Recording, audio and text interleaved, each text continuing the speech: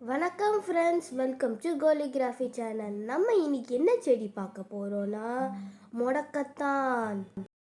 இது ரொம்ப ரொம்ப சூப்பரான மூலிகை செடி.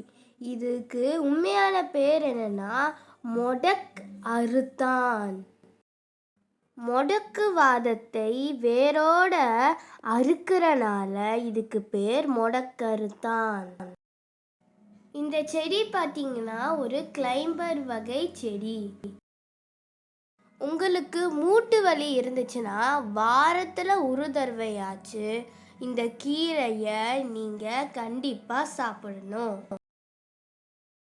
இந்த மூலிகை செடியை வச்சு என்னெல்லாம் பண்ணலாம் தெரியுமா? தோசை பண்ணலாம், சட்னி பண்ணலாம், போண்டா பண்ணலாம். உங்களுக்கு கோல்டு இருக்கும் போது சூப்பும் கஷாயமும் இதை பண்ணி குடிக்கலாம். நீங்கள் இந்த இலையை எடுத்து தேங்காய் எண்ணெயில் கொதிக்க வச்சு அப்புறம் அதை வடிகட்டி அதை எடுத்து உங்கள் தலையில் தேய்ச்சிட்டு குளிச்சுட்டு வந்தீங்கன்னா உங்கள் தலையில் இருக்க எல்லா பொடுகு பிரச்சனையும் போயிடும். உங்களுக்கு எதையாவது ஸ்கின் ப்ராப்ளம்ஸ் இருந்துச்சுன்னா இந்த இலையை எடுத்து அரைச்சி அந்த இடத்துல தேய்ச்சிங்கன்னா சரியாக போயிடும். இதுதான் இந்த செடியோட ஒரு காய். இந்த செடிக்குள்ளே பார்த்தீங்கன்னா 3 பச்சை கலரில் சீடு இருக்கும். இந்த 3 பச்சை கலர் சீடு காஞ்சக்கப்புறம் வெடித்து கீழே விழும்.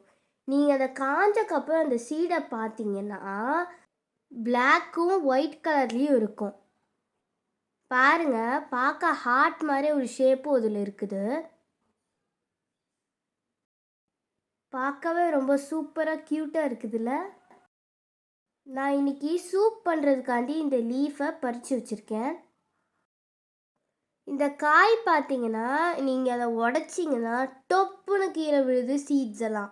அதனால் இதை பட்டாசு காயின்ட்டு கூட சொல்கிறாங்க. ஸோ நானும் நிறைய வாட்டி அதை அமுக்கி பார்த்தேன். ரொம்ப இன்ட்ரெஸ்டிங்காக ஜாலியாக இருந்துச்சு. இங்கிலீஷில் இதோட பேர் பேம்பூ வெயின். இந்த கீரையில் பார்த்தீங்கன்னா பூ வெள்ளை கலரில் ரொம்ப குட்டியாக இருக்குது. இந்த செடியோட சீட்ஸை நீங்கள் எங்கே போட்டாலுமே வளர்ந்துடும் தண்ணி ஊற்றுனா. இந்த செடியை நீங்கள் பாட்டில் தரையில் நீங்கள் எங்கே வேணாலும் இந்த செடியை வளர்க்கலாம். இப்போது நான் இந்த கீரையை நல்லா வாஷ் பண்ணிட்டு ஒரு சூப் பண்ண போகிறேன். அதுக்கு முதல்ல கீரையை நான் போட்டுக்கிறேன்.